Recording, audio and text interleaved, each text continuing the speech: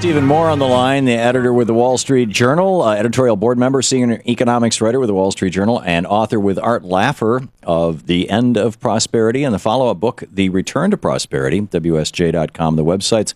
Stephen, welcome back to the program. Hi, Tom. I understand you are a big fan of Newt Gingrich's. Do I have that right?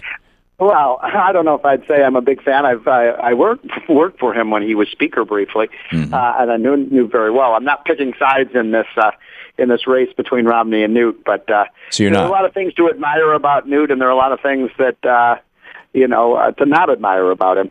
Well, he's got this tax plan that will give millionaires a $600,000 tax cut and will raise taxes on working people and middle-class people.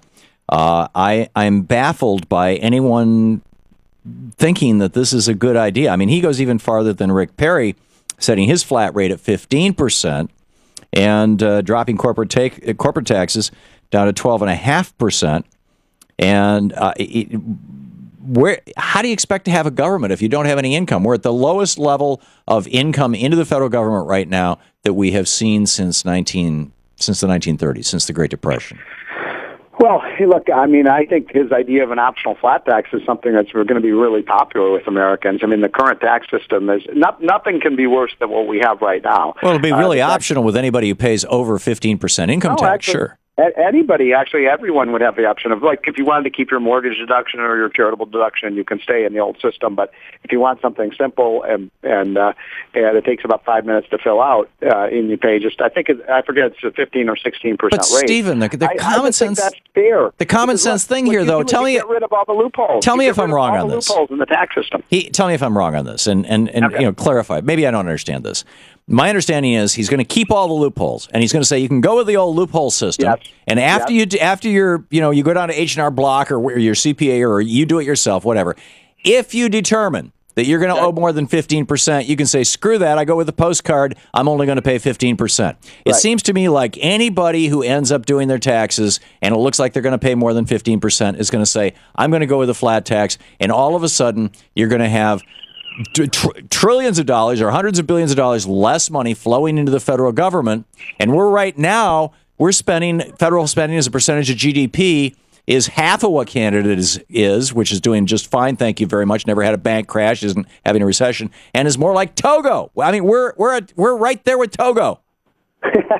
Well, look, our spending as a percent of GDP right now, federal, state, local, is about 36%. I don't think Canada's at 70%. Canada is over 50% when you combine provincial and federal. They're not at 70%, and we're at 36%. So that's just not true that they have half the, that we have half the spending that they do. But federal spending is 23%, and Canadian federal. No. Our federal, state, and local government spending in the United States. No, I said federal spending. Of GDP. Okay, but you have to look at all levels of government, and we're at 36%. They're not at 70%. So okay, well, let's just take us up to them. I mean, 54%. Let's just go for that. Well, I think Americans want smaller government. They want to cut the spending. I don't think Americans want that. I think Americans want a national health care system, and that's what it would buy. We just had an election in November of 2010, and people overwhelmingly said, cut the spending, get rid of the bailouts, stop the special interest provision. What percentage of American citizens who could voted in that election? You would like the idea of a flat tax. I mean, you and I have talked about this for years. Rich people take advantage of all these loopholes in the tax system. Get rid of them. Just get rid of the loopholes. Get rid of the special interest provision. One thing about the Gingrich plan is that once you move into it's not a lifetime thing. Once you move into the flat tax, you're there for good. You don't keep going back and forth. But I also think there are a lot of middle-class people maybe pay more than 15% in their tax. But you know what? They are so intimidated by the system, and they hate all the drudgery of dealing with it. They would just gladly, spend 15 minutes, pay 15% of what they earn and be done with it. So 6 or 7%, arguably 12 or 13% of what people are making on their first $110,000, first $108,600 is payroll tax. Newt's program doesn't address that at all. This is only income tax. Oh, yes, it does. He actually has a new system which allows people to take a big portion of their payroll tax and put it out into a personal account so they could actually own the money. So it's a. In other words, no more Social Security.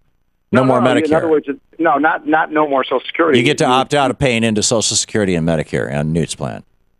You get to take a portion of your payroll tax, which is 15% right now. As you said, the biggest tax that the middle class pays, right. And you get to put a portion of that into a private personal account, and you get to accumulate interest. Well, on that's that a great account. way to destroy Social Security and Medicare. No, it's basically just moves to an IRA type system, so you actually own it. Because look, for young people, they're not going to have Social Security when they retire. Of course they are. That's Stephen. That's how you and I both know that that's not true. The Social Security system is solvent for 27 years, and it'll pay 70% of benefits forever. And if you did away with the cap, it would be solvent forever. And you and I both know that. So the system is solvent for 27 years. My son's 23 years old. By the time he's 50, the system is going to be insolvent. So look, now, that's assuming we stay in a recession for 27 years. Well, you're right about that. If we can grow this economy, I mean, you're preaching to the converted here. We grow this economy to 4% per year. We can pay Social Security, we can pay Medicare. I mean, growth is the answer, no question about that. But we're not growing at that level. We've been growing at. No, it's been a disaster ever since Reagan came into office. The 3 decades that preceded Reagan were all 3.2% growth, the highest in the history of the country. Tom, the 70s were such a great decade for American people. 3.2% growth for the decade. The worst 4 years for family income were the Carter years. Well, I recall 11% unemployment under Reagan. You don't recall that? Yeah, that was in 82. By 89, it was down to 7%. So. Okay. Stephen Moore, Return to Prosperity is the book, WSJ.com. Thank you, Stephen. Take care. Bye.